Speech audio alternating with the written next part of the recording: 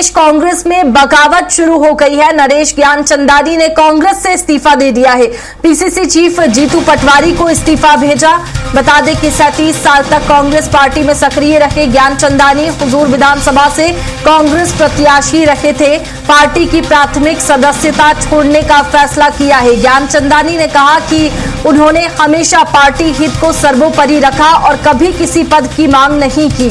हुजूर विधानसभा से प्रत्याशी रखे थे ज्ञानचंदानी, जिन्होंने इस्तीफा दिया है। देखिए, राज्यसभा चुनाव होने से पहले ही कांग्रेस में बगावत का दौर शुरू हो चुका है। ये बड़ी खबर आप तक पहुंचा रहे हैं। फिलहाल पीसीसी चीफ जीतू पटवारी को ज्ञानचंदानी ने इस्तीफा भेजा है। नरेश ज्ञानचंदानी ने कांग्रेस से इस्तीफा लिया। बता दें कि राज्यसभा चुनाव से पहले मध्य प्रदेश कांग्रेस में बगावत शुरू हो गई है। नरेश ज्ञानचंदानी ने कांग्रेस से इस्तीफा दे दिया है। पीसीसी चीफ जीतू पटवारी को इस्तीफा भेजा और 37 साल तक कांग्रेस पार्टी में सक्रिय रहे ज्ञानचंदानी हुजूर विधानसभा से कांग्रेस प्रत्याशी भी रखे थे। पार्टी की प्राथमिक सदस्यता छोड़ने का फैसला किया है। ज्ञानचंदानी ने कहा कि उन्होंने हमेशा पार्टी हित को सर्वोपरि रखा और कभी किसी पद की मांग नहीं की है। बता दें कि लगातार जिस तरह से अभी ही नामांकन दाखिल किया गया था मीनाक्षी नटराजन की ओर से, कांग्रेस प्रत्याशी मीनाक्षी नटराजन ने राज्यसभा चुनाव के लिए नामांकन दाखिल किया। वहीं दूसरी ओर कहीं न कहीं कांग्रेस में बगावत का दौर भी शुरू हो चुका है। आपको बता दें कि इससे पहले विरोध की लहर भी देखने को मिली थी। मीनाक्षी नटराजन का विरोध कई नेताओं ने किया था। वहीं नेताओं के फिर बयान भी सामने आए थे कि जो स्थिति है वो साफ हो गई है। मीनाक्षी नटराजन को ही प्रत्याशी बनाया गया, जिन्होंने आज नामांकन दाखिल किया। और इसी बीच ये खबरें सामने आ रही है, बगावत शुरू हो गई है कांग्रेस में। नरेश ज्ञानचंदानी ने कांग्रेस से इस्तीफा दिया है। ज्यादा जानकारी के साथ कुलभूषण हमारे साथ में लाइव जुड़ चुके हैं। कुलभूषण, इस बात से इनकार नहीं किया जा सकता कि कांग्रेस में गुटबाजी खुल करके सामने आती है, अंतर्कलह देखने को मिलती है। फिलहाल अभी तो चुनाव की तैयारी ही चल रही थी, आज नामांकन ही दाखिल हुआ और इसी बीच बगावत का दौर भी कांग्रेस में शुरू हो गया।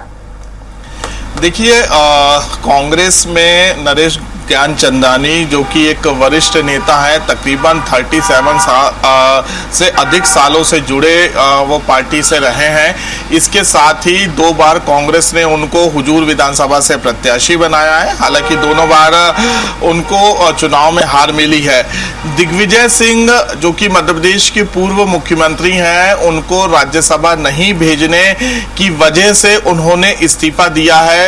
उनकी नाराजगी यहाँ पर सोशल मीडिया में साफ तौर पर देखी जा सकती है। मीनाक्षी नटराजन को जब राज्यसभा प्रत्याशी बनाया तो सबसे पहले उन्होंने सोशल मीडिया में मीनाक्षी नटराजन का विरोध किया और विरोध करने के बाद उन्होंने कहा कि दिग्विजय सिंह या कमलनाथ किसी भी एक नेता को राज्यसभा पहुंचाना चाहिए था। दिग्विजय सिंह की पैरवी जो है नरेश ज्ञानचंदानी करते हुए नजर आए थे और कहीं ना कहीं राहुल गांधी के फैसले पर सवालिया निशान खड़ा किया था। राहुल गांधी के फैसले पर पुनर्विचार करने की बात नरेश ज्ञानचंदानी ने कही थी, क्योंकि कांग्रेस के वरिष्ठ नेता हैं और कहीं ना कहीं अब मीनाक्षी नटराजन के प्रत्याशी बनने के बाद विरोध के जो स्वर है कांग्रेस में वो उठना शुरू हो चुके हैं। इसके साथ ही बीजेपी ने भी, क्योंकि तीसरा प्रत्याशी चुनावी मैदान में उतार चुकी है, जहां मीनाक्षी नटराजन का कांग्रेस पार्टी में ही अंदरूनी तौर पर विरोध होता हुआ नजर आ रहा है, तो बीजेपी ने भी जो है इस विरोध का फायदा उठाते हुए तीसरी सीट पर प्रत्याशी राज्यसभा की चुनाव के रूप में जो है चुनावी मैदान में उतारा है। अब ये देखने वाली बात होगी कि कहीं ना कहीं जो 8 कांग्रेस के विधायकों की कमी यहाँ पर जो देखने को मिल रही है, क्या बीजेपी को इसका फायदा मिलेगा? क्योंकि बीजेपी के तमाम जो वरिष्ठ नेता हैं वो ये दावा ठोकते हुए नजर आ रहे हैं कि कांग्रेस के 8 विधायक उनके संपर्क में हैं। टोटल एक राज्यसभा प्रत्याशी के लिए 58 वोट यानी कि 58 विधायकों की आवश्यकता पड़ती है।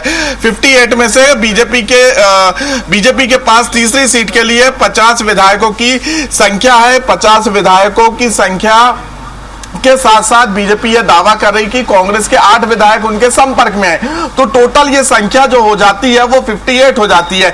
लेकिन अभी फिलहाल ये दावे किए जा रहे हैं, कांग्रेस दावा कर रही है कि बीजेपी के विधायक हमारे संपर्क में, कांग्रेस का कोई भी विधायक टूटेगा नहीं, हम तीसरी सीट जरूर जीतेंगे।